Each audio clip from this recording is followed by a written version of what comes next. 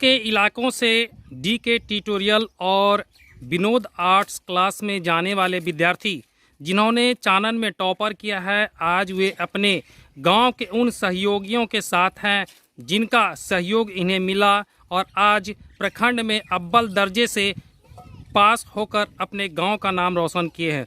बता दें कि यह गांव पहाड़ी इलाकों में बसा हुआ मननपुर से तकरीबन 5 किलोमीटर की दूरी पर आता है, जहां से प्रतिदिन जाकर ये अपने क्लास को किया करते थे और आज टॉपेस्ट आने का चांस इन्हें मिला है।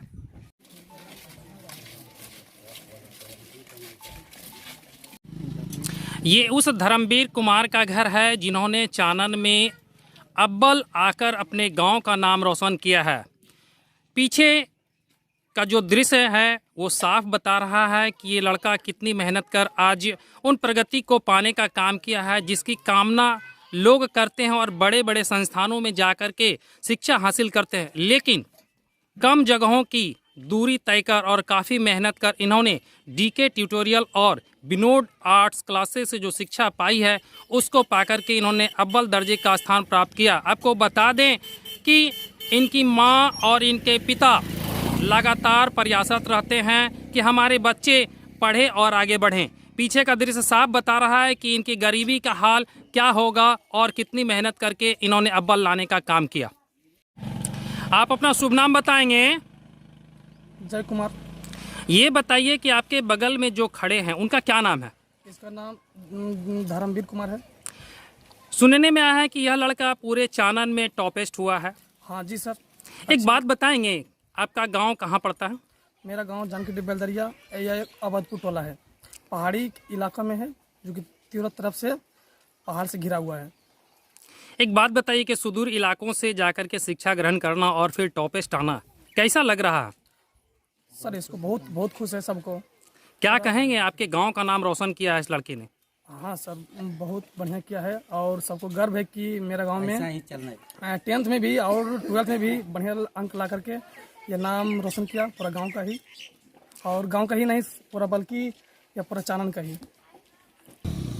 आप अपना नाम बताएंगे? जी श्रवण कुमार सर। ये बताइए कि आपके गांव में शिक्षा प्राप्त करने की क्या दशा और दिशा है? देखिएगा सर, गांव में तो हर जगह बिहार में तो वैसा ही है कि शिक्षा व्यवस्था थोड़ा कमज़ोर रहता है। हम लोग का शिक्षा यहाँ से लगभग 8-10 किलोमीटर मननपुर बाज़ार में पड़ता है, वहाँ पे जाते हैं, कोचिंग है और वहाँ पे शायद डीके ट्यूटोरियल नाम का एक संस्थान है, हमारे दिनेश सर पढ़ाते हैं वहाँ पे, और वहाँ से शिक्षा हम भी प्राप्त किए हैं। अभी BSc पार्ट 2 का स्टूडेंट है और मुझे वहाँ से बेहतर शिक्षा मिली है। क्या लगा जब आपके सहयोगी जो हैं चानन में टॉपेस्ट किए हैं? तो बहुत गर्व की बात है सर, चानन में, और लगातार ये 10th में भी 448 अंक लाया था और उस समय भी लगभग चानन टॉपर ही था, और अभी भी इंटर में चानन टॉपर है। और बहुत गर्व की बात है इस गांव के लिए, इतनी पहाड़ी इलाका से 10 किलोमीटर चल के और इतनी लगातार बरसात ठंड में जाकर और इतनी अच्छी शिक्षा प्राप्त किया है। आप अपना नाम बताएंगे? मेरा नाम संतोष कुमार है। ये बताएंगे कि आपके बगल में जो अभी आपके गांव के और आपके सहयोगी खड़े, इन्होंने चानन में टॉपेस्ट किया है, कैसा लग रहा है आपको और क्या कहेंगे इनके बारे में? हमें तो हर सम्मानित हो रहा है, इन्हें भी खुशी होना चाहिए कि इसी तरह कड़ी मेहनत करते रहे और आगे बढ़ते रहे। हम लोग को पीछे से सहयोग रहेगा और हम लोग को गर्व है पूरे टोले वासियों को कि इन्होंने अच्छा अंक प्राप्त किया है। अभी तक कोई ऐसा यहाँ पे पढ़ने में कोई ऐसा माइंड वाला नहीं मिला था जो कि पूरा चानन टॉप कर सके। एक ही अभी पीस है, यही लड़का बड़ी मेहनत और बावजूद के बाद उन्होंने पास किया है। और इनका मम्मी पापा जो है बहुत ही गरीबी और लाचारी है, बस जंगल जाके पेड़ लकड़ी काटते हैं, वही सूखा बेच के नहीं पढ़ाते हैं। बहुत मेहनती के बाद इन्होंने यह जगह हासिल की। एक बात बताएंगे, अभी एक लड़के ने जिक्र किया कि डीके ट्यूटोरियल और विनोद आर्ट्स क्लासेज में इन्होंने जाकर के शिक्षा ग्रहण की, उन संस्थान के मालिकों और शिक्षकों के लिए क्या कहेंगे?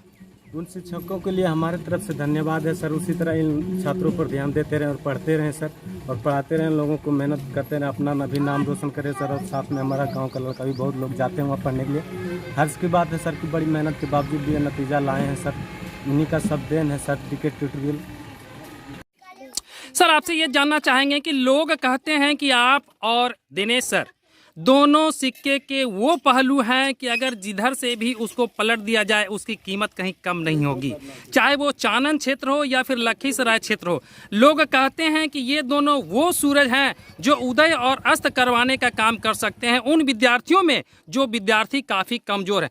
आखिर क्या कारण है और कौन सी पद्धति आप अपनाते हैं कि आपका विद्यार्थी काफ़ी टैलेंटेड हो जाता है? सबसे पहले तो वॉइस ऑफ नेशन देखने वाले सभी व्यक्तियों को होली की शुभकामनाएं। और शिक्षा का सबसे गूढ़ रहस्य ये है कि बच्चों को टॉपिक बाय टॉपिक अगर हर चीज़ों का नॉलेज दिया जाए तो वे किताबी भाषा में सभी चीज़ों के अध्ययन कर उन सभी टॉपिक को समझकर बिहार विद्यालय परीक्षा समिति द्वारा आयोजित किए जा रहे परीक्षाओं में अव्वल अंक हासिल कर सकते हैं। जैसा कि पिछले 2-3 वर्षों से हुआ है, इस बार धर्मवीर ने चानन प्रखंड में मननपुर +2 कॉलेज से जो स्थान हासिल किया है वह सिर्फ मेरे लिए नहीं, दिनेश सर के लिए नहीं, बल्कि चानन प्रखंड एवं इनके माता पिता के लिए भी एक तोहफा है, जिन्होंने हमारे ग्रामीण क्षेत्रों में शिक्षा का अलख जगाया है।